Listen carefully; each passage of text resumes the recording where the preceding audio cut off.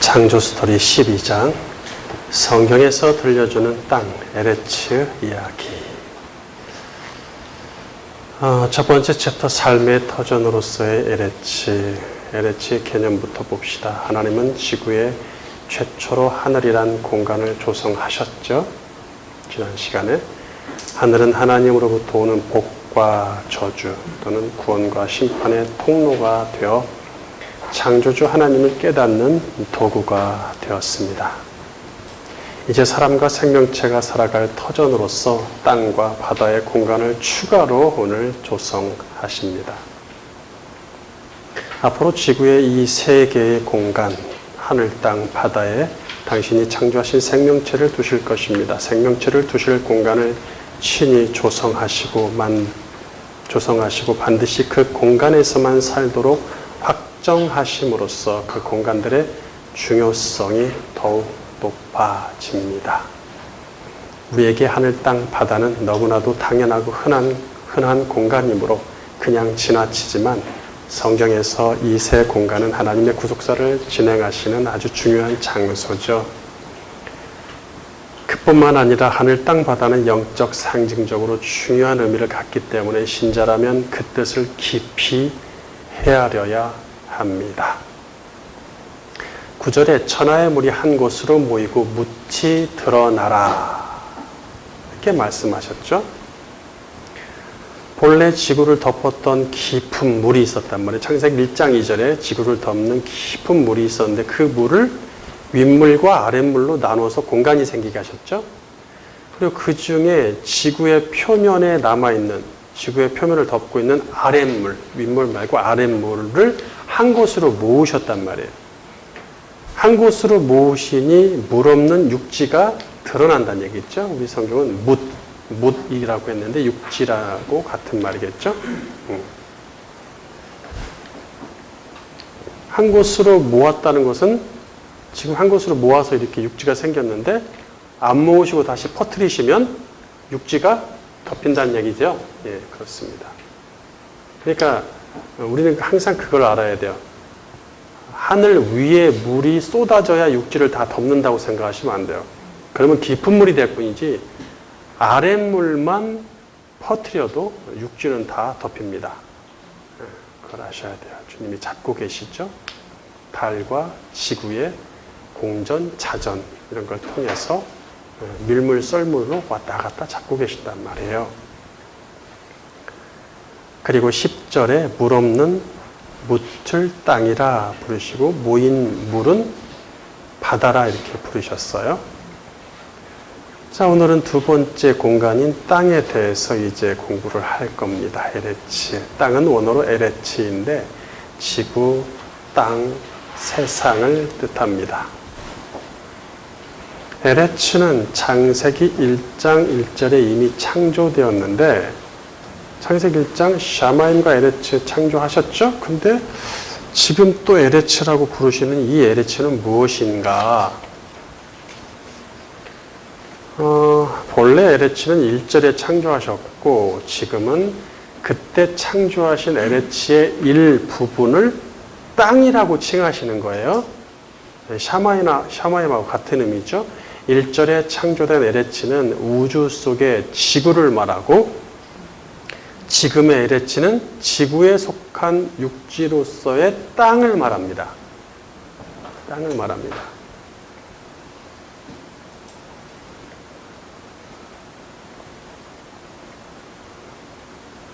이 땅도 지구의 일부이므로 에레츠라고 부를 수 있습니다.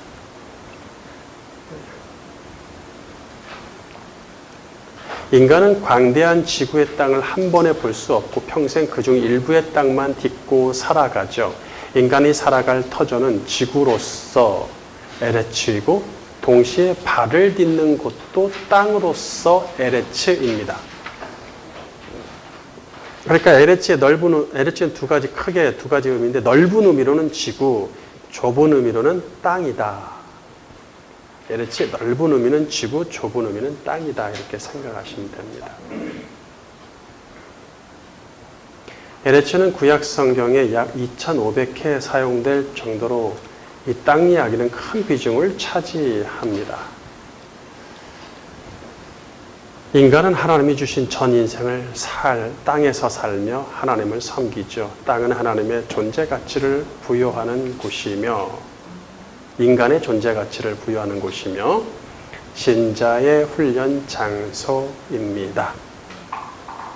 그리고 구원받는 장소이며 동시에 불신자는 심판받는 장소예요. 구약의 역사는 땅과의 전쟁이며 땅을 차지하느냐 차지하지 못하느냐가 가장 큰 관건이죠. 땅을 의미하는 또 다른 단어가 아다마가 있어요. 에레츠와 혼동하면 안 됩니다. 반복해서 이런 이야기들은 나올 것이지만 아다마는 본래 흙이란 뜻이며 흙으로 구성된 땅, 토지, 육지, 들판, 전답 이런 뜻으로 사용이 된단 말이에요. 보통 해석자들은 에레츠와 아다마를 특별히 구별하지 않고 두 단어를 동일한 말로 취급하려 합니다. 하지만 고대 히브리어는 하나님이 구약 성경을 집필하시기 위해 주신 언어로서 매우 탁월하면서도 예민한 글자이므로 그렇게 대충 취급하면 안 됩니다. 지구의 세 개의 공간인 하늘, 땅, 바다는 그것을 이루는 구성 요소가 각각 있어요. 구성 요소가 있죠. 하늘은 무엇로 이루어지죠? 대기로 이루어지고, 땅은 흙으로 이루어지고, 바다는 물로 이루어집니다. 이 중에 땅은 흙으로 이루어져 있으므로 에레츠의 구성 요소는 흙, 아다마라고 말할 수 있겠죠. 그러니까 아다마와 에레츠가 근본적인 느낌이 다르단 말이에요. 말 자체가. 그러니까 아다마는 에레츠에 속해 있으므로, 그죠? 아다마는 땅, 흙은 에레츠의 지구, 땅에 속해 있으므로 아다마는 좁은 의미의 땅이고 에레츠는 넓은 의미의 땅이다. 아다마는 좁은 의미의 땅이고 에레츠는 넓은 의미의 땅이다. 그래서 에레츠는 공간이나 장소를 염두에 두면서 읽고 어떤 공간?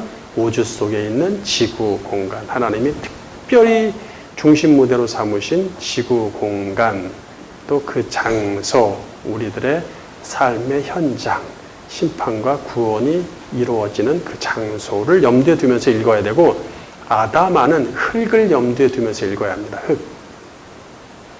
물론 이 두 단어의 의미상 구별을 모든 구절에서 반드시 적용해야 하진 않습니다. 둘을 반드시 구별해서 적용해라 라는 것은 말할 수 없지만 때로는 구별 없이 사용하기도 하고 때로는 구별하여 사용하기도 합니다. 특별히 구별해야 될 것은 한 구절에 두 단어가 동시에 사용될 때는 또는 한 문맥, 단락에 두 개가 동시에 사용될 때는 서로 구별하여서 번역할 필요가 있다는 얘기예요. 그 다음에 두 번째, 사람이 삶의 터전으로서의 에레츠를 악으로 물들이다. 땅을 악으로 물들이다. 하나님이 처음 에레츠를 창조하셨을 때 그것은 창조주의 완전하신 반영이기에 토부했죠? 선하다. 하나님의 기쁘신 뜻에 따라 지구의 세 개의 공간 중에 오직 에레츠에만 사람이 발을 딛고 살아가게 하신 것은 매우 의미심장합니다. 창조주는 땅으로서의 에레츠를 사람의 삶의 터전으로 확정하셨으며 이제부터 성경에는 사람과 땅의 이야기가 펼쳐집니다.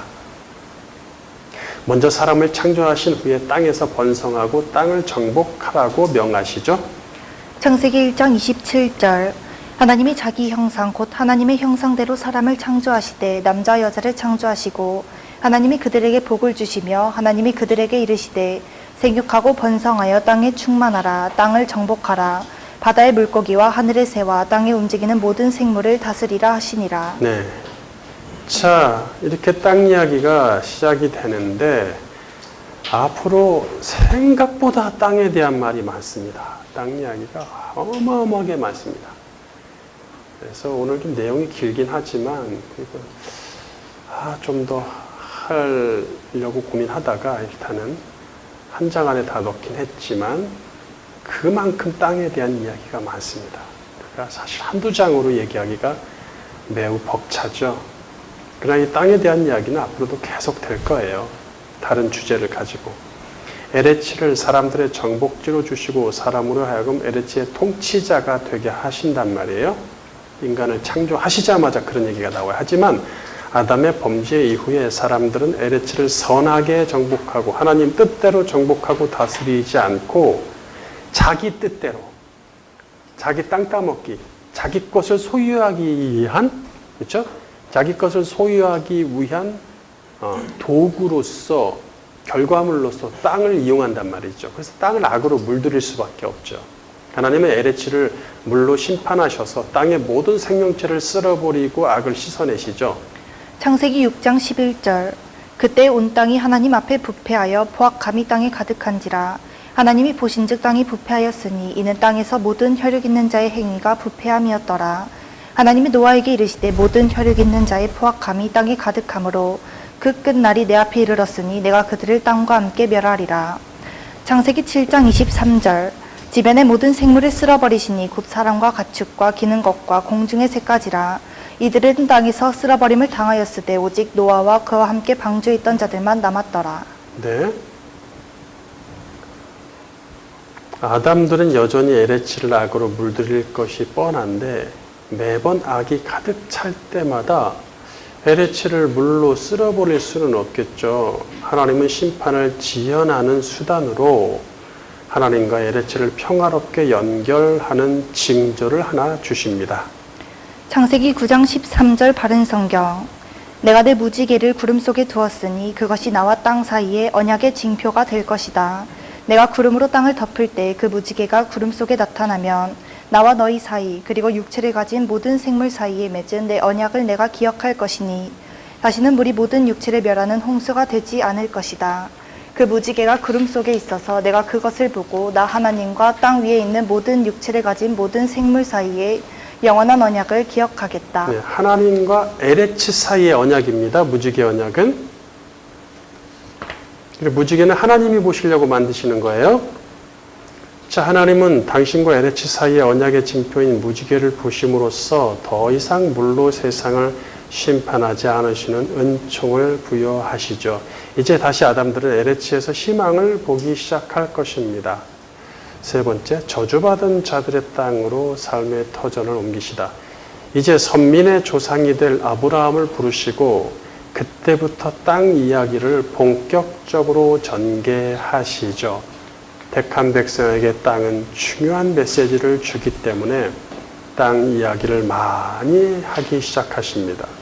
먼저 고향 땅을 떠나 아브라함한테 고향 땅을 떠나 당신이 지정하신 땅으로 아브라함의 삶의 터전을 옮기시면서 시작되죠. 창세기 12장 1절 바른 성경. 여호와께서 아브라함에게 말씀하셨다. 너는 내 땅, 내 친족, 내 아버지의 집에서 떠나 내가 내게 보여줄 땅으로 가거라. 아브라함이 그 아내 사레와 조카 룻과 하란에서 그들이 모은 모든 재산과 거기서 얻은 사람들을 이끌고 가나안 땅으로 가려고 떠나서 마침내 가나안 땅으로 들어갔다. 아브라함이 그 땅을 지나서 세겜 지역 모래의 상수리 나무에 이르렀는데 그때 가나안 사람들이 그 땅에 있었다. 여호와께서 아브라함에게 나타나셔서 말씀하시기를 내가 이 땅을 내 후손에게 주겠다 하셨고 아브라함이 자기에게 나타나신 여호와를 위하여 그곳에 제단을 쌓았다. 예, 참 땅 많죠. 아브라함과 그 후손에게 주기로 한 약속의 땅은 젖과 꿀이 흐르는 아름다운 땅이라고 얘기된단 말이에요. 출애굽기 3장 8절. 내가 내려가서 그들을 애굽인의 손에서 건져내고 그들을 그 땅에서 인도하여 아름답고 광대한 땅, 젖과 꿀이 흐르는 땅, 곧 가나안 족속, 헷 족속, 아모리 족속, 브리스 족속, 히위 족속, 여부수 족속의 지방에 데려가려 하노라. 네. 그러나 영적으로 볼 때 아브라함이 옮긴 삶의 터전은 그렇게 눈에 보이고 뭐 아름답다는 것보다 사실은 영적으로 저주받은 가나안의 후손들이 정착한 저주받은 땅이죠. 창세기 9장 24절. 노아가 술이 깨어 그의 작은 아들이 자기에게 행한 일을 알고 이에 이르되 가나안은 저주를 받아 그의 형제의 종들의 종이 되기를 원하노라 하고. 창세기 10장 15절. 가나안은 장자 시돈과 헷을 낳고 또 여부수 족속과 아모리 족속과 기르가스 족속과 히위 족속과 알가 족속과 신 족속과 아르와 족속과 스말 족속과 하맛 족속을 낳았더니 이후로 가나안 자손의 족속이 흩어져 나아갔더라. 가나안의 경계는 시돈에서부터 그라를 지나 가사까지와 소돔과 고모라와 아드마와 스보임을 지나 라사까지였더라. 네. 아브라함은 하나님을 떠난 악인들이 사는 곳, 악이 가장 성행하는 악의 소굴로 보내신 것이죠. 아니, 이왕 당신의 백성을 택하셨으면 선하신 하나님, 좋으신 하나님, 사랑의 하나님이 특별히 택했는데 좋은 데로 좀 데려가셔서 행복하고 구하게 살게 하시지. 아니, 그래도 그리 보내시는가, 악의 소굴로. 이후 아브라함의 후손들은 그 땅을 떠나 애굽으로 이제 이주하고 거기서 큰 민족을 이루죠. 자, 일단 그 가나안 땅을 떠나서 애굽으로 들어간 다음에 다시 그 땅으로 들어온단 말이에요. 왜냐하면 애굽에서 큰 민족을 이루어야 되니까. 하나님은 이스라엘을 애굽 땅에서 구원하시고 조상 때부터 약속했던 가나안 땅으로 다시 인도하십니다. 그러니까 여러분 이걸 잘 보셔야 돼요. 여러분들 수준 되면 이제 하나님의 뜻을 다 간파하리라고 생각이 되는 거예요. 그냥 아브라함, 이삭, 야곱이 거기서 정착하고 뭐 부족함 없이 살았잖아요. 땅을 가나안 11족속이 거기 엄연히 그냥 정착하고 떵떵대면서 그들이 살고 있음에도 불구하고 거기 한가운데 쑥 들어가서 사는데 지장 없었어요. 하나님이 지장 없게 살게 하셨단 말이에요. 물론 약간의 트러블은 있었지만 주변 민족하고 본토 배기들이죠. 그런데 그냥 그렇게 하다가 큰 민족을 이루고 거기서 시작하면 되잖아요. 근데 어느 정도 이제 되니까 다른 지역으로 보낸단 말이에요. 애굽으로. 다른 나라로 보냈다가 다시 들어오게 하는, 그 땅에서 분명히 정착을 조상이 했는데도, 아브라함, 이삭, 야곱이 했는데도 불구하고 다시 다른 땅으로 보내서 들어오게 하는 이 과정이 있단 말이죠. 이게 중요하단 말이에요. 이게 구속사에서 매우 중요한 상징을 갖고 있단 말이에요. 다시 들어오게 하는 이 과정, 이게 매우 중요합니다. 출애굽기 33장 1절 여호와께서 모세에게 이르시되 너는 내가 애굽 땅에서 인도하여 낸 백성과 함께 여기를 떠나서 내가 아브라함과 이삭과 야곱에게 맹세하여 내 자손에게 주기로 한 그 땅으로 올라가라. 네, 가나안 땅으로 가라 이거죠.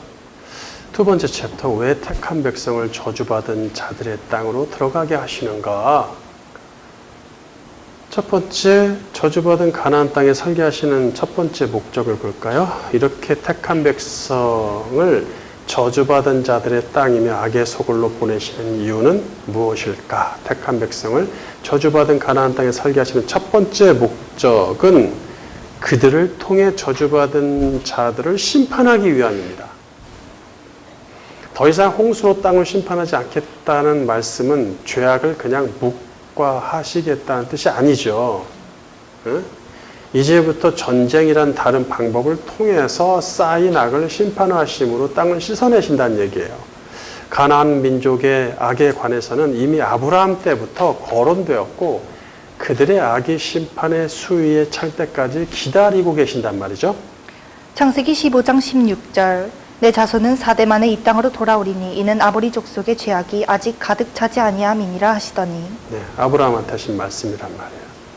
그때 이미 가나안 땅의 죄악에 대해서 거론이 된단 말이죠. 가나안 땅은 근친상간, 간음, 동성, 연애, 수간, 수평관계, 인간끼리의 관계에서의 이러한 악들이 행해졌고 또 수직관계, 하나님과 관계에서도 토착신들, 샤머니즘, 우상 숭배에 따라 인신제사도 있고 신전에서 성행위들도 있고 이런 걸로 더럽혀져 있단 말이에요. 레위기 18장 6절 바른 성경 너희는 누구든지 자기의 친족에게 접근하여 그의 하체를 범하지 마라. 나는 여호와이다. 너는 내 이웃의 아내와 동침하여 설정함으로 그 여자와 더불어 자신을 더럽히지 마라. 너는 내 자녀들 중 누구라도 몰렉에게 주지 말며 내 하나님의 이름을 욕되게 하지 마라. 나는 여호와이다. 너는 여자와 동침하는 것처럼 남자와 동침하지 마라. 그것은 역겨운 것이다. 너는 어떤 짐승과도 교접하여 자신을 더럽히지 마라. 여자도 짐승 앞에 서서 그것과 교접하지 말 것이니 그것은 타락이다. 너희는 이런 모든 일로 자신을 더럽히지 마라. 이는 내가 너희 앞에서 쫓아내는 민족들이 이런 모든 일로 더러워졌고 그 땅도 더러워졌으므로 내가 그 땅에 불법을 벌하였고 그 땅도 그 주민들을 토해내었다. 예. 지금 이거는 가나안 땅에 들어가기 전에 하시는 말씀이죠. 근데 뭐 불법을 벌했고 벌써 주민을 벌써 토해냈다고 번역이 되는데 과거형으로 했는데 이건 번역이 약간 좀 아쉬운 부분이 있어요. 현재형이나 미래형으로 번역을 해야 됩니다. 이거는 그러니까 그 땅도 더러워졌으므로 그러니까 내가 그 땅의 불법을 벌하고 벌하였고가 아니라 벌하고 그 땅의 주민들도 토해낸다 또는 토해낼 것이다 라고 하는 게 좋죠. 원어에도 그렇게 맞습니다. 신명기 18장. 신명기 18장 9절 바른 성경. 여호와 내 하나님께서 내게 주시는 땅에 들어갔거든 너는 그 민족들의 역겨운 일들을 본받지 마라. 내 가운데 자기 아들이나 딸을 불 가운데로 지나가게 하는 자나 점쟁이나 기륭을 말하는 자나 주술하는 자나 술객이나 주문을 외우거나 신접한 자나 영매나 혼을 부르는 자가 있어서는 안 된다. 이런 짓을 하는 자들을 하나님 모두 여호와께서 역겨워하시는데 이러한 역겨운 일 때문에 여호와 내 하나님께서 그들을 내 앞에서 몰아내신다. 네. 아니 뭐 이런 것들을 누가 하겠냐? 아니요. 지금도 이루어지고 있습니다. 21세기에서도 여기 다 있습니다. 여기 있는 거 신명기 18장 좀 전에 읽은 거, 그 다음에 레위기 18장인 거 지금도 다 행해지고 있습니다. 예전에는 더 많이 행해졌고 로마 카톨릭 교회에서도 많이 행해졌고 마녀 사냥한다고 막 개신교들 잡아 죽이고 이게 다 뭐예요? 다 몰렉에게 제사 지내는 것처럼 그들은 제사 지내는 행위처럼 잡아 죽이는 거였어요. 많은 이런 일들이 행해지고 있어요. 뭐 어떻게 이렇게 뭐 동물하고 뭐 관계를 맺고 이게 어떻게 가나? 지금도 이루어지고 있습니다. 이루어지고 있고 맨정신이 아니죠. 사단이 그들을 유혹하고 혼미하게 만들면 이런 것들은 다 행해질 수 있는 일들입니다. 이스라엘이 애굽을 탈출할 때 애굽을 10가지 재앙으로 심판하신 이유도 이스라엘을 보내주지 않아서가 아니라 바로가 이스라엘을 보내주지 않아서가 아니라 애굽 백성의 악의 수위가 찼기 때문이에요.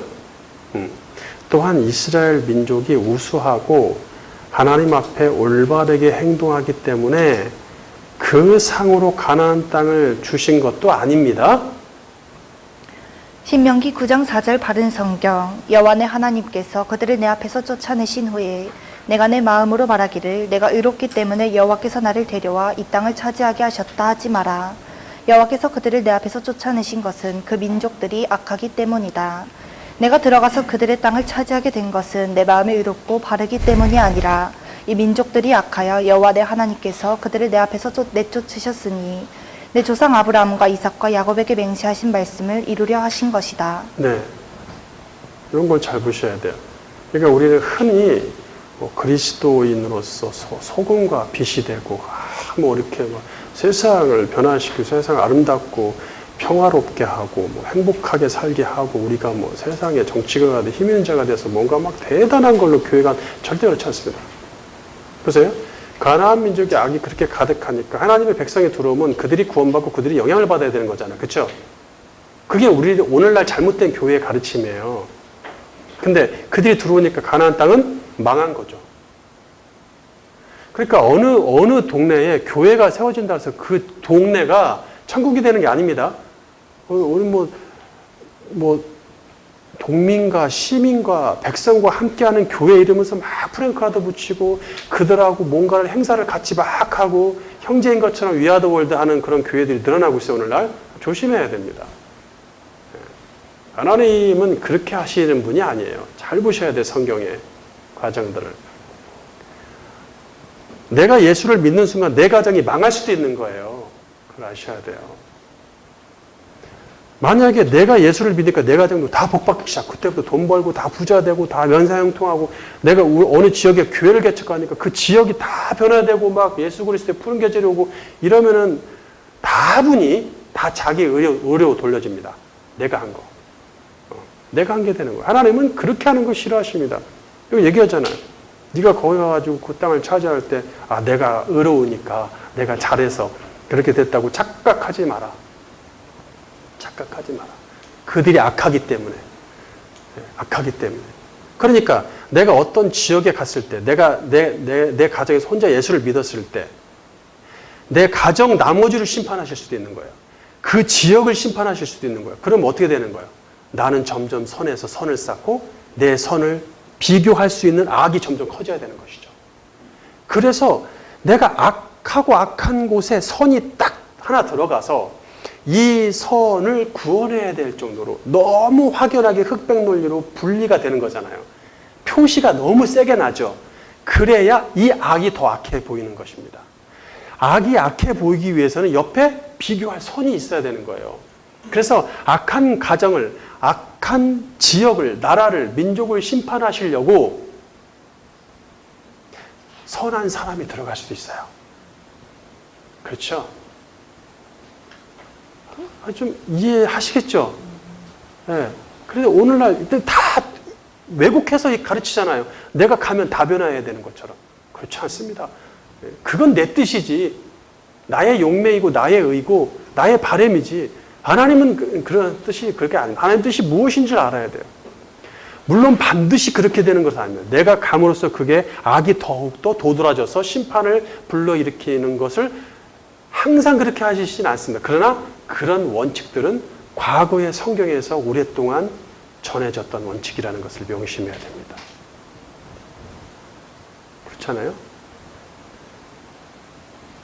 인류 역사에 선례가 없는 대한민국의 교회가 형성됐습니다. 가장 많은 인구 중에 가장 많은 교회 밀집도를 갖고 신자들이 이렇게 많이 번성하는 인류 역사에서 최고의 교회 번성기를 이루고 있는데 이 나라에 악이 없습니까?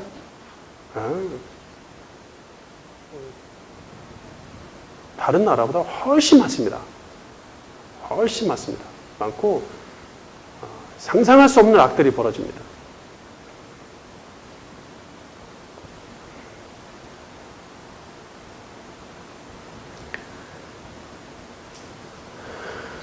하나님은 이스라엘이 그 땅에 들어가는 시기와 가나안 민족의 악을 심판할 시기를 맞추십니다. 그래서 가나안 민족들의 죄악이 가득 차서 심판의 시기가 되었을 때 하나님은 이스라엘을 심판자로 가나안에 보내십니다.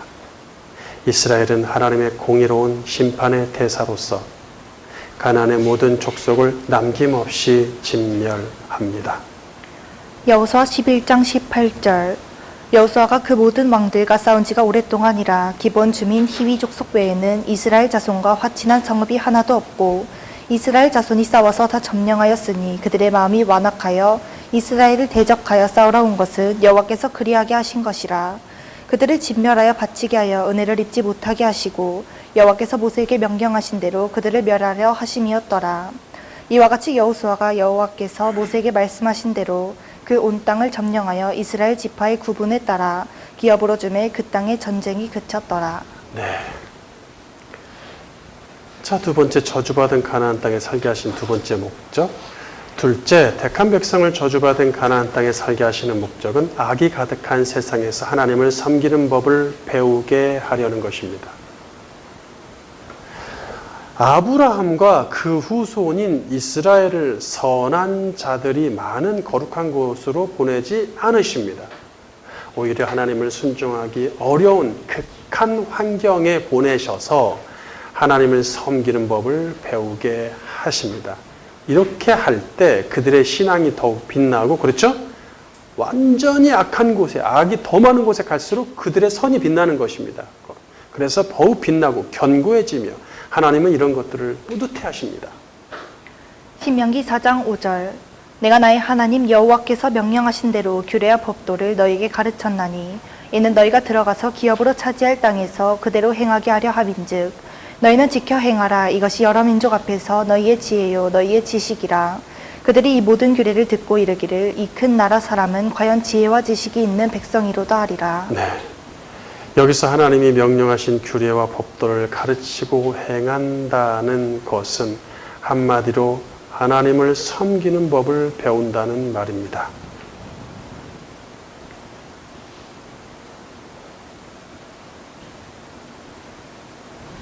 사탄이 장악한 이 세상, 이 에레치는 하나님이 가장 싫어하시는 것을 추구하죠. 가나안 땅은 사단에게 속해서 이미 우상 숭배와 추한 종교적 관습들로 악하게 더럽혀진 상태입니다. 하나님은 이런 극악한 땅에서 택한 백성을 살게 하심으로써 선과 악의 극명한 대조를 유도하십니다. 선할수록 악이 더욱 드러나고 악할수록 선이 더욱 드러납니다. 이렇게 드러난 선은 구원을 부르고 반대로 드러난 악은 심판을 부릅니다.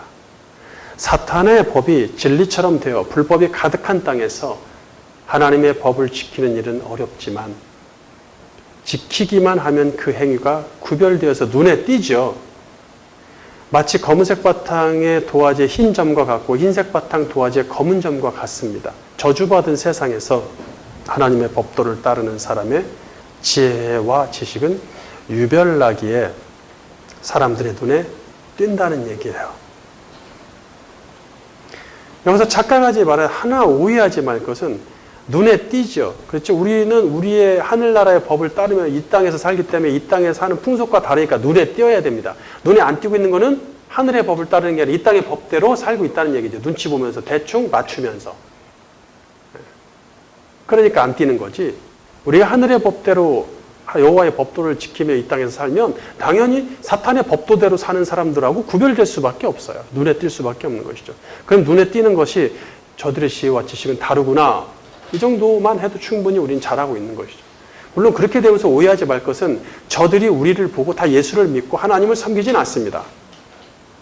이스라엘 백성이 가나안 땅으로 들어갔는데 그 어마어마한 하나님과 대면하고 그 기적을 행하고 은혜를 입었던 이스라엘 백성이 가나안 땅에 들어가서 몇 명이나 가나안 백성을 보냈을 것 같으세요? 태반이 다 멸망했죠. 태반이. 왜? 아까도 말씀드렸듯이 만약에 태반이 구원받으면 내가 의로워서 내가 갖고 내 행위구나 이렇게 되는 거예요. 그럼 태반이 구원받지 못한 이유는 뭐예요? 하나님이 그들을 악하게 만드셨다 그랬죠. 이스라엘의 법도를 받아들이지 못하도록 그들의 눈을 가려버리시는 거죠. 다 하나님 마음입니다. 다 하나님이 하시는 거예요. 하나님의 주권을 우리가 얼마나 알고 배우느냐가 평생의 과제입니다. 다분히 우리는 하나님의 주권을 가지고 내가 했다, 내가 뭘 한다 이러고 정말 몸만 불손하게 하고 다니는데 교만입니다. 우리는 하나님 앞에서 그냥 납작 엎드리는 것 외에는 방법이 없습니다. 창조주 앞에서.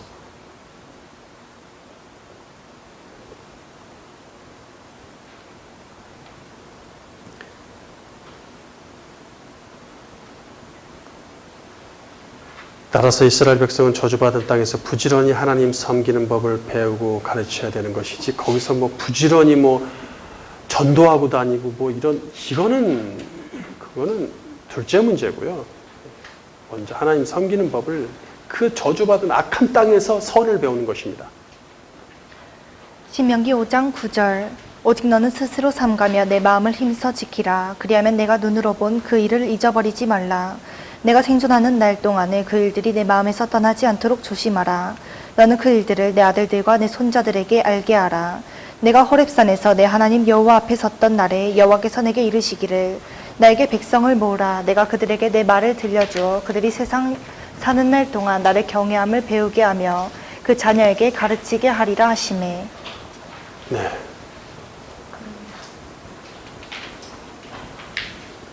경외함을 배우고 두려워할 뿐을 두려워함이죠. 두려워하도록 배우고 자녀에게 가르치게 하고 힘써 지키게 하고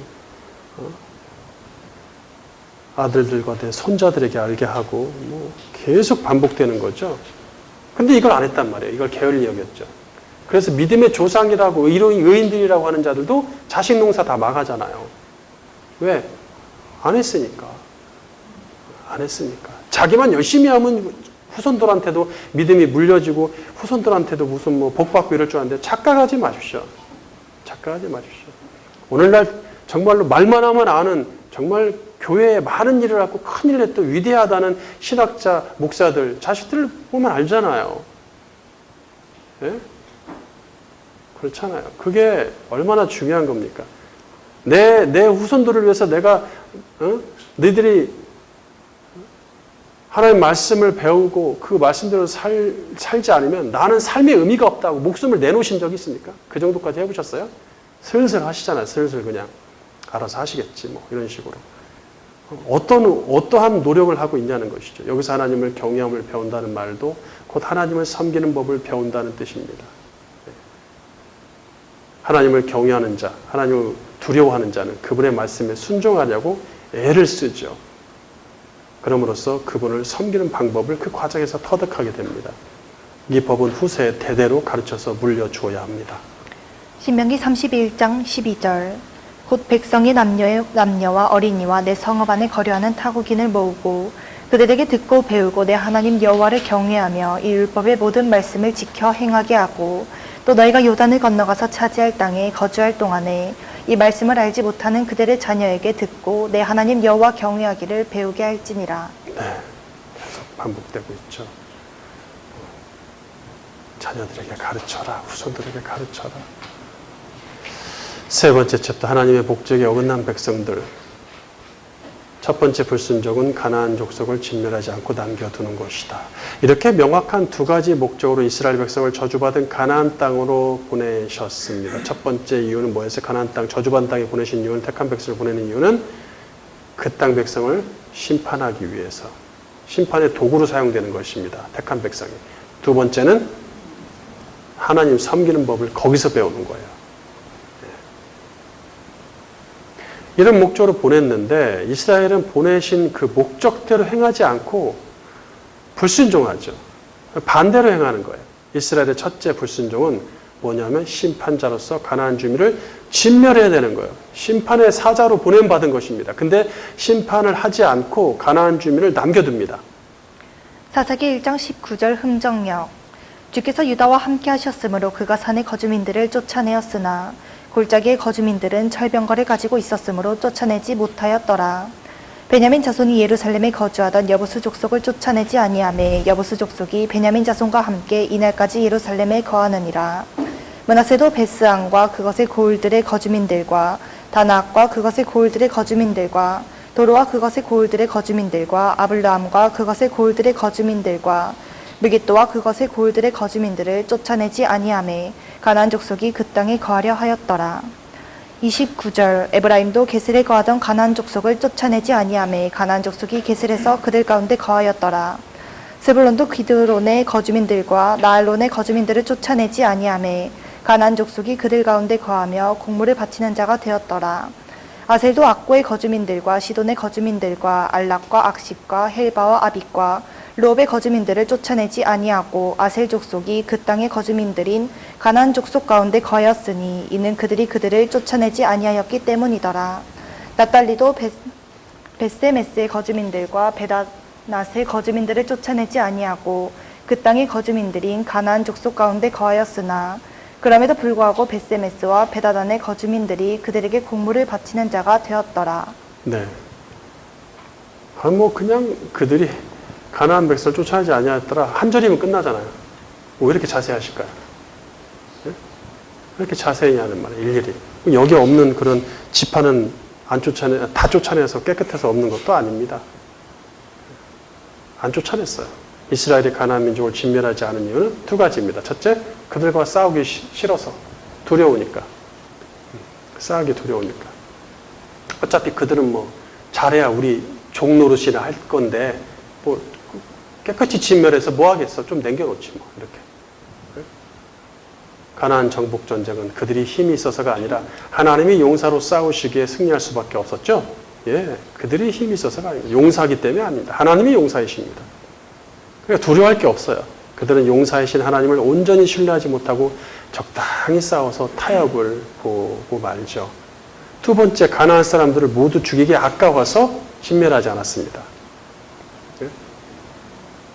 가나안 사람 중에 용모가 준수한 힘 좀 쓸만한 남자들, 아이고 힘 좀 쓸만하겠는데, 아이고 예뻐, 아름다운 여자들 사위와 며느리로 삼고 땔감을 마련하고 옮기는 일, 집 짓고 청소하고 수리하는 일, 먹거리 준비하고 설거지하는 일, 가축 돌보는 일, 귀찮아요. 그냥 귀찮으니까 이런 거 다 일 시켜야지.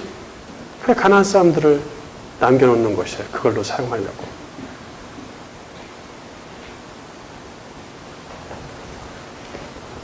두 번째 불순종 복과 하나님 섬기는 법이 아닌 우상을 섬기는 법을 배우다. 이스라엘의 둘째 불순종은 하나님 섬기는 법을 거기서 배우도록 하셨는데 하나님 섬기는 걸 배우는 게 아니라 우상 섬기는 법을 배우는 거예요.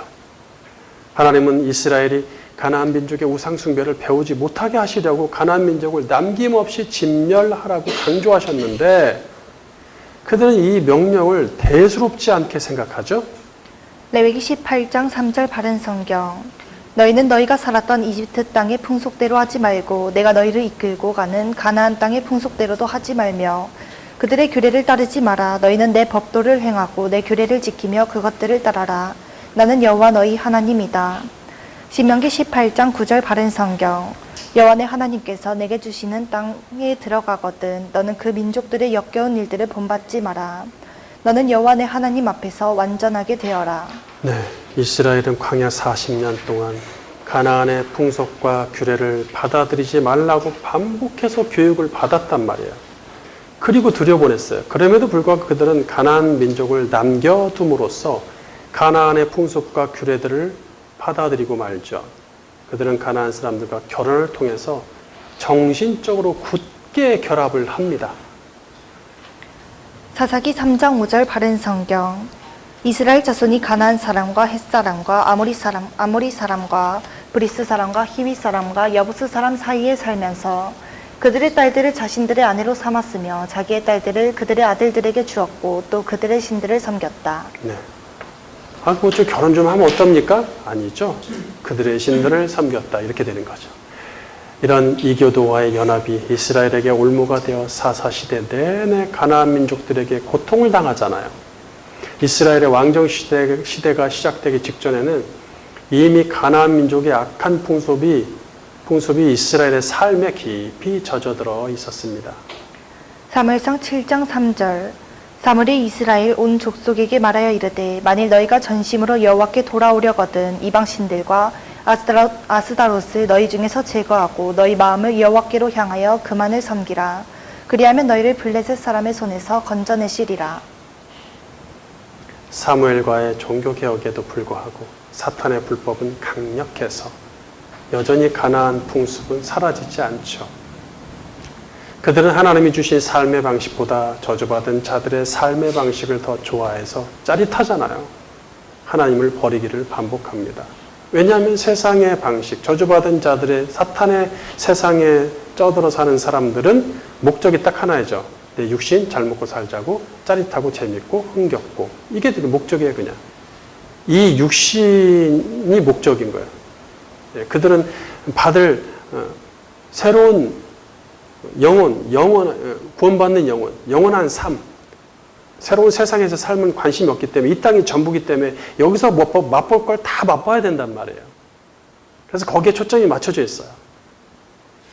그래서 살다 보면 그런 것들이 솔깃하죠. 그들은 사탄의 땅에 속한 저주받은 자들과 한 통속이 되어 약속의 땅을 더럽힙니다. 예레미야 2장 7절. 내가 너희를 기름진 땅에 인도하여 그것의 열매와 그것의 아름다운 것을 먹게 하였거늘 너희가 이리로 들어와서는 내 땅을 더럽히고 내 기업을 역겨운 것으로 만들었으며 제사장들은 여호와께서 어디 계시냐 말하지 아니하였으며 율법을 다루는 자들은 나를 알지 못하며 관리들도 나에게 반역하며 선지자들은 바알의 이름으로 예언하고 무익한 것들을 따랐느니라. 네, 제사장도 있고 율법을 다루는 자도 있고 관리들도 있고 선지자도 있죠. 다 있습니다. 있어서 하는데 여호와가 아닌 세상의 것들을 더 중시하고 세상의 신들을 더 중시했죠. 네 번째, 새 땅에 대한 소망. 이스라엘은 가나안 땅에 정착할 수 없는가? 결국 이스라엘은 심판을 받아 가나안 땅에서 뽑혀 쫓겨납니다. 그렇다면 애초에 이스라엘은 가나안 땅에 정착할 수 없었던 것일까요? 물론 그들이 가나안 땅에 들어간 목적대로 악의 심판자로 온전히 임무를 수행하고 첫 번째 목적이었죠. 그 다음에 두 번째 목적대로 하나님을 섬기는 법을 잘 배웠다면 얘기는 달라지겠죠. 그들에게 가나안 땅은 젖과 꿀이 흐르는 하나님의 동산이며 거룩한 삶의 터전이 되었을 것입니다. 비록 저주받은 자들의 땅일지라도 하나님의 나라가 실현되고 그분의 이름이 높아지면 자손 대대로 그 땅을 차지하고 살 수 있었겠죠.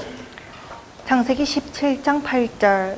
내가 너와 내 후손에게 내가 거류하는 이 땅 곧 가나안 온 땅을 주어 영원한 기업이 되게 하고 나는 그들의 하나님이 되리라. 하나님이 또 아브라함에게 이르시되 그런즉 너는 내 언약을 지키고 내 후손도 대대로 지키라. 신명기 5장 32절. 그런즉 너희 하나님 여호와께서 너희에게 명령하신 대로 너희는 삼가 행하여 좌로나 우로나 치우치지 말고 너희 하나님 여호와께서 너희에게 명령하신 모든 도를 행하라. 그리하면 너희가 살 것이요 복이 너희에게 있을 것이며 너희가 차지한 땅에서 너희의 날이 길리라. 네, 이렇게 다 이렇게 예고하셨다면 영원히 계속해서 그 땅을 차지하고 아름다운 기업이 될 것이다라고 한 건 맞아요. 그래 이스라엘 백성은 그 언약의 조건대로 행하지 않고 그 명령을 지키지 않는다는 얘기죠. 다윗 때까지만 해도 다윗은 아름다운 땅을 누리기 위해 후손에게 하나님을 잘 섬길 방편으로 무엇을 생각하죠? 성전을 착안해내죠. 성막을 좀 더 발전시킨 성전을 착안해내서 성전 건축을 명합니다. 역대상 28장 8절. 이제 너희는 온 이스라엘 곧 여호와의 회중이 보는 데에서와 우리 하나님이 들으시는 데에서 너희 하나님 여호와의 모든 계명을 구하여 지키기로 하라. 그리하면 너희가 이 아름다운 땅을 누리고 너희 후손에게 끼쳐 영원한 기업이 되게 하리라. 내 아들 솔로몬아, 너는 내 아버지의 하나님을 알고 온전한 마음과 기쁜 뜻으로 섬길지어다. 여호와께서는 모든 마음을 감찰하사 모든 의도를 아시나니 내가 만일 그를 찾으면 만날 것이요 만일 내가 그를 버리면 그가 너를 영원히 버리시리라. 그런즉 이제 너는 삼갈지어다. 여호와께서 너를 택하여 성전의 건물을 건축하게 하셨으니 힘써 행할지니라 하니라. 그러나 성전이 건축된다고 이게 해결될 문제입니까? 아니죠. 그럴 것 같으면 하나님이 먼저 얘기하셨겠죠. 먼저. 성전이 완성된 이후에 이스라엘은 남북으로 분리되어 형제들끼리 수많은 전쟁을 치르죠. 이 과정에서 이교 사상의 지배를 받고 우상 숭배가 여전히 만연하여 여호와 유일신 사상 자체가 사라집니다. 남유다의 요시야 왕과 북이스라엘의 예후 왕이 우상을 없애고 부분적인 종교 개혁을 시행합니다. 그럼에도 500여 년의 왕정 시대에 이스라엘 왕정 시대의 약속의 땅은 계속해서 악으로 더럽혀지고 이스라엘은 심판을 받아 바벨론과 아수르에게 멸망하죠. 이사야 24장 3절. 땅이 온전히 공허하게 되고 온전히 황무하게 되리라. 여호와께서 이 말씀을 하셨느니라. 땅이 슬퍼하고 쇠잔하며 세계가 쇠약하고 쇠잔하며 세상 백성 중에 높은 자가 쇠약하며 땅이 또한 그 주민들 아래서 더럽게 되었으니 이는 그들이 율법을 범하며 율례를 어기며 영원한 언약을 깨뜨렸음이라. 그러므로 저주가 땅을 삼켰고 그 중에 사는 자들이 정죄함을 당하였고 땅의 주민이 불타서 남은 자가 적도다. 네, 이사야 24장 3절에 땅이 온전히 공허하고 황무하다. 이거 창세기 1장 2절 생각나시죠? 네, 그렇단 말이에요. 그것을 바꾸시는 하나님의 그 저녁 아침 공식, 하나님의 빛의 역할, 빛으로서의 역할이 있는데 어둠을 밝히시는 하나님의 구속사요. 그것을 위해서 그 땅에 보내줬더니 그 땅에서 하나님을 멸시하고 불순종한단 말이에요. 그러니까 다시 공허하고 허무한 땅이 되는 것이죠. 황무하고. 마치 창세기 1장 2절의 상태와 같은 저녁의 상태가 되는 것입니다. 포로 시대에 에스라는 조상 때부터 맺었던 언약을 다시 상기시키며 가나안 땅의 민족들과 통혼하지 않고 연합을 끊어내도록 종교 개혁을 감행할 그 많은 것들 중에 에스라가 딱 생각하니까 포로 교환, 포로 귀환 시대에 보면은 딱 선지자를 생각하실 때 문제는 그거구나. 세상 사람들하고 멍해를 매는 것이구나. 세상 사람들과 결합하는 것이구나. 이것이 결국 문제가 아니었는가. 예? 과거의 이스라엘 역사 초기부터 딱 짚어보니까 그렇단 말이에요. 그래서 통혼을 못하게 하는 종교개혁이 감행되죠. 에스라 9장 11절. 전에 주께서 주의 종 선지자들에게 명령하여 이르시되 너희가 가서 얻으려 하는 땅은 더러운 땅이니 이는 이방 백성들이 더럽고 가증한 일을 행하여 이 끝에서 저 끝까지 그 더러움으로 채웠음이라. 그런즉 너희 여자들은 그들의 아들들에게 주지 말고 그들의 딸들을 너희 아들들을 위하여 데려오지 말며 그들을 위하여 평화와 행복을 영원히 구하지 말라. 그리하면 너희가 왕성하여 그 땅의 아름다운 것을 먹으며 그 땅을 자손에게 물려주어 영원한 유산으로 물려주게 되리라 하셨나이다. 네. 행복을 구하지도 말래. 야, 일시적으로 예루살렘 성전과 이스라엘은 재건되는 듯하지만 더 이상 일어서지 못하고 헬라와 로마의 식민지가 되죠. 가나안 땅은 인류 역사에서 가장 어두운 역사를 지닌 땅이라는 오명을 씁니다. 가나안 땅 이야기가 시작된 이래 그 땅은 지금까지도 피와 전쟁으로 얼룩진 땅이 되죠. 지금까지도 그러고 있어요. 두 번째, 새 땅에 대한 영원한 새 언약. 그렇다면 이 세상 에레치에는 택한 백성들이 살아갈 아름다운 땅, 또 대대로 물려줄 영원한 기업은 없을까요? 사람은 죄를 가진 상태에서 자기 의지로 하나님의 명령을 온전히 순종하는 일은 불가능합니다. 죄를 가진 인간이 그 땅을 영원히 약속의 땅으로 거룩하게 만들 수 있냐는 거죠. 이스라엘이 아니라 다른 민족이더라도 결과는 마찬가지입니다. 그러므로 이스라엘이 가나안 땅에 영원히 정착하는 일은 불가능하다는 것이 입증된 셈입니다. 애초부터 택한 백성은 저주받은 가나안 땅에 정착할 수 없었다는 얘기죠. 하나님은 이것을 아셨음에도 전지전능한 하나님 모르면 말이 안 되죠. 그 땅에서 영원히 자기 기업을 삼고 12지파가 잘 나 섬기고 살 줄 알았는데 아이고 이거 어떻게 된 거야? 걔네들이 못하네?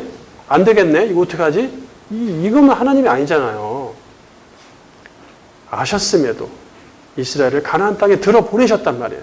그렇다면 정착하지 못할 것을 아시면서도 그 땅이 그들의 영원한 기업이 되지 못할 것을 아시면서도 왜 그 땅에 보내셨냐는 말이죠. 이유가 뭘까? 가나안 땅에 대한 첫 번째 언약은 이스라엘의 불순종과 범죄로 깨졌지만 언제부턴가 새로운 땅에 대한 언약이 거론되기 시작한단 말이에요. 구약의 성도들은 이 땅에 택자를 위한 영원한 땅이, 이 세상에는 택자를 위한 영원한 땅이 없음을 깨달음과 동시에 새로운 땅을 갈망하기 시작합니다.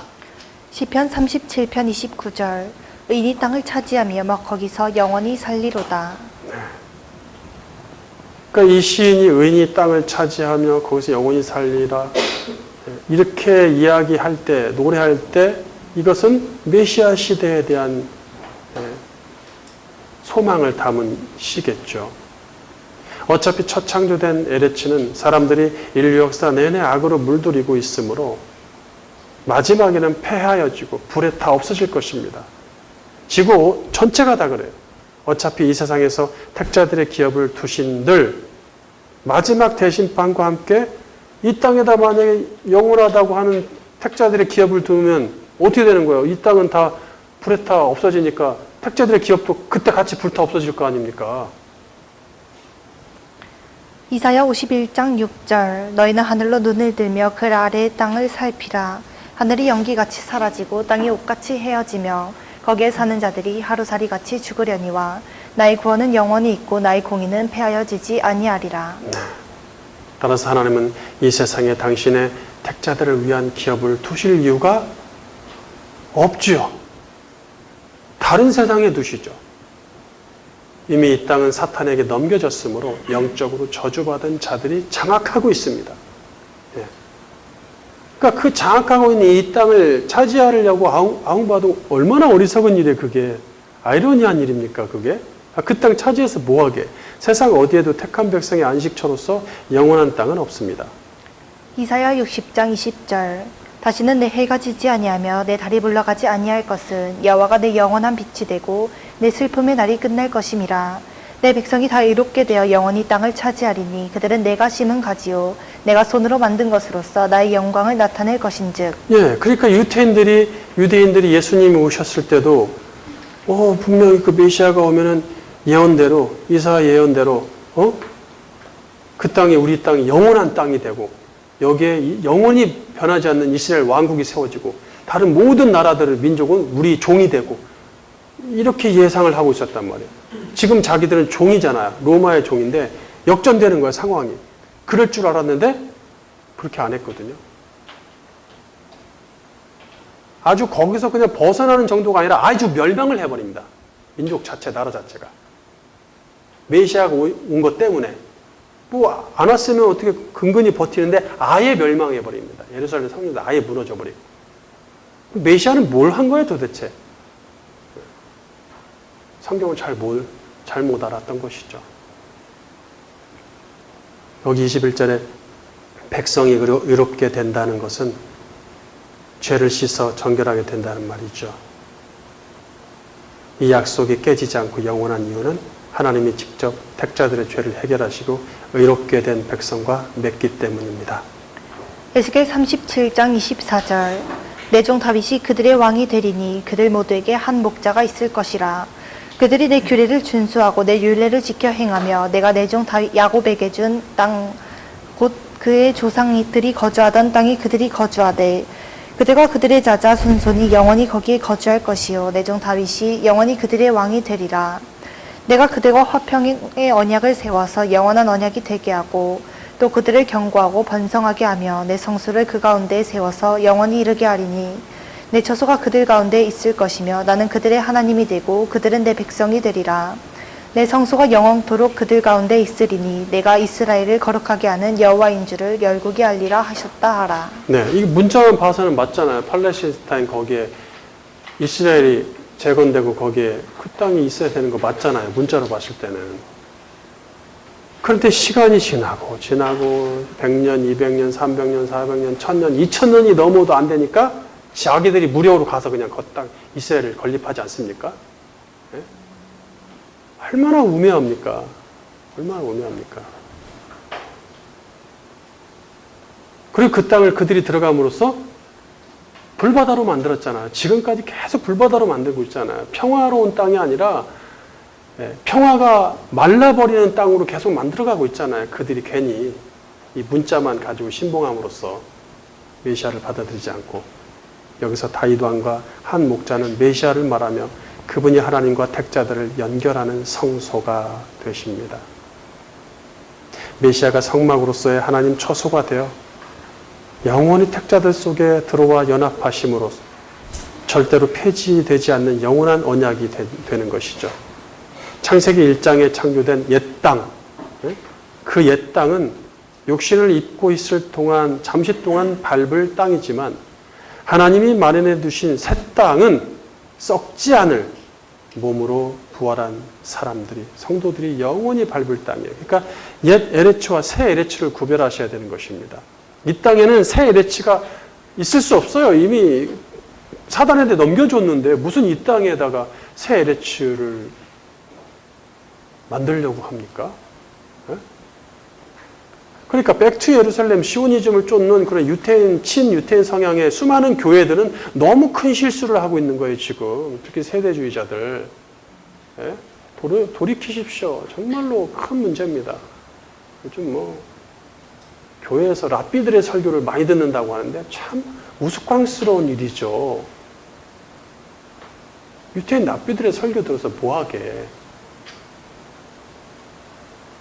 이 땅에 있는 저 이스라엘이 회복되면은 종말이 온다고 얘기합니다. 저 땅이 회복되면 종말이 온다는 게 말이 돼요? 어디하고 일치되는 거예요? 그 말씀이 도대체. 그러면 새 땅, 새 에레츠를 얘기하시지 않으시죠. 영원이란 말도 있으면 안 되죠. 예수님의 모든 말씀은 다 거짓말이 되는 것이죠. 이사야 65장 17절 보라 내가 새하늘과 새 땅을 창조하나니 이전 것은 기억되거나 마음에 생각나지 아니할 것이라. 이사야 66장 22절 내가 지을 새하늘과 새 땅이 내 앞에 항상 있는 것 같이 너희 자손과 너희 이름이 항상 있으리라. 여호와의 말이니라. 네. 첫 창조된 에레치에는 성도가 정착할 영원한 기업이 없으니 새 창조된 에레치가 바로 성도가 정착할 영원한 기업입니다. 첫 창조된 옛 에레치에는 없습니다. 우리 영원한 기업이 없습니다. 그러므로 이 땅에 적을 두고 관심을 두고 보물을 쌓아두지 말라 하셨죠. 주님은. 저 땅에 천국에 새 창조된 에레치가 우리가 영원히 거할 기업이므로 거기다 쌓아두란 얘기예요. 영원한 기업인 새 땅은 반드시 메시아를 통해서 얻습니다. 결론, 이 세상에 자기 땅과 집을 소유하고 자기 사업체를 건설하려고 부단히 힘쓰는 교인들이야말로 출신 성분이 불분명한 가장 어리석은 사람들입니다. 그는 하나님이 부르신 사람이라고 말할 수 없어요. 예. 또한 이 세상에 땅과 건물과 부를 축적하는 교회야말로 하나님의 교회라고 보기 어렵습니다. 하나님의 사람들은요, 하나님의 부르심 받은 사람들은 이 땅이 잠시 있다가 하는 곳이 돼야 되는 거예요. 이 땅이 나그네로 살아야 되는 것입니다. 예? 나그네인데 여기다가 뭐 건물이고 땅이고 뭐고 다 사놓고 대대로 물려줄 뭔가를 한다고 이런 일들을 자행하고 있단 말이에요. 오늘날 교회들이. 그걸 막 부추기고 대부분의 교회들. 그리고 교회도 스스로 막 땅을 사고 옆에 있는 땅 건물을 사가지고 점점점 넓히는 것이죠. 그럼 예수님 오시면은 예수님이 야 니네 땅이 1만 평이나 되냐 니네 교회 잘하였다 착하고 충성되다 그렇게 말씀하실 줄 아세요? 예? 내가 당신의 이름으로 이렇게 많은 일을 해가지고 이런 결과를 얻어냈지 않습니까? 주님 보십시오. 주님 뭐라 그래? 나를 떠나라. 난 너희를 알지 못한다. 그러므로 지금이야 늦지 않았어요. 종교를 바꾸셔야 됩니다. 종교를 바꿔야 됩니다. 예수 종교로 바꿔야 돼요. 예수 종교로. 네. 아직도 수많은 이 땅의 건물과 건축과 유적들과 이런 것들을 남기려고 하는 로마 가톨릭 교회의 1000년이 넘는 그러한 고질병을 갖고 있습니다. 교회들이. 그거 다 버려야 돼요. 다 버려야 됩니다. 우리는 언제든지 이 땅의 적을 영원히 둘 것처럼 있으면 안 됩니다. 애초부터 택자들은 저주받은 가나안 땅에 정착할 수 없으며 사탄이 지배하는 세상에는 택자들의 영원한 땅이 없습니다. 하나님은 우리가 밟고 사는 땅으로서의 첫 에레츠를 조성하실 때 이미 새 에레츠를 염두에 두셨겠죠. 땅 이야기 만만하지 않습니다. 땅 이야기 제가 다 풀지도 못해요. 다 풀지도 못합니다. 받을 사람도 없을 뿐더러 다 풀지도 못합니다. 믿음의 조상들은 이 새 땅이 자기 본향이며 궁극적인 목표임을 천명하며 천국의 소망과 믿음으로 살았습니다. 히브리서 기자는 대장정의 땅 이야기의 결론을 이렇게 맺죠. 히브리서 11장 8절 바른 성경. 믿음으로 아브라함은 부르심을 받았을 때에 순종하여 장래 유업으로 받을 곳으로 나아가되 어디로 가는지를 알지 못하고 나아갔으며 믿음으로 그는 약속의 땅에서 타국인같이 잠시 머물렀는데 동일한 약속의 상속자들인 이삭과 야곱과 더불어 장막에서 거주하였다. 장막에 거주하였다는 말 아시죠? 텐트 치고 살았다는 얘기예요. 나그네로. 이는 그가 하나님께서 계획하시고 만드실 기초가 있는 성을 고대하고 있었기 때문이다. 그는 그것들을 멀리서 바라보고 환영하였으며 땅 위에서는 외국인과 나그네임을 고백하였다. 이 모든 이들은 믿음을 따라 죽었으며 약속을 받지 못하였으니 이렇게 말하는 자들은 자신들이 본향을 찾고 있음을 나타낸다. 만일 그들이 떠나온 것을 생각하고 있었다면 돌아갈 기회를 가졌을 것이다. 그들은 이제 더 나은 곳을 사모하고 있으니 그곳은 하늘에 있다. 그러므로 하나님께서도 그들의 하나님이라고 불리시는 것을 부끄러워하지 않으시고 그들을 위하여 한 성을 예비하셨다. 네, 한 성, 천상의 새 예루살렘 성이죠. 신자의 고향이자 약속의 땅인 천국이 우리가 가야 할 최종 목적지이며 인생의 최고 목표이며 영원한 우리의 기업이에요. 첫 창조된 옛 땅. 이 세상 에레치는 우리의 훈련 장소예요. 우리 육신이 머무는 동안 있는 곳이에요. 그것으로 끝입니다. 그것으로 이 땅은, 이 에레치는 사명을 다하는 것입니다. 우리 이 땅에서 목숨이 붙어있는 한 나그네로 살아가는 것입니다. 우리에게 맡겨진 일들을 감당하는 것입니다. 주님을 섬기는 법을 배우는 거예요. 그리고 언젠가 이 땅 끝에서 우리는 주님을 만날 것입니다. 그러므로 이 땅에서 우리는 외국인과 나그네로서 천막에서 사는 것처럼 살아야 합니다. 천국을 향한 광야의 사람들이 되시기를 주님의 이름으로 축원합니다.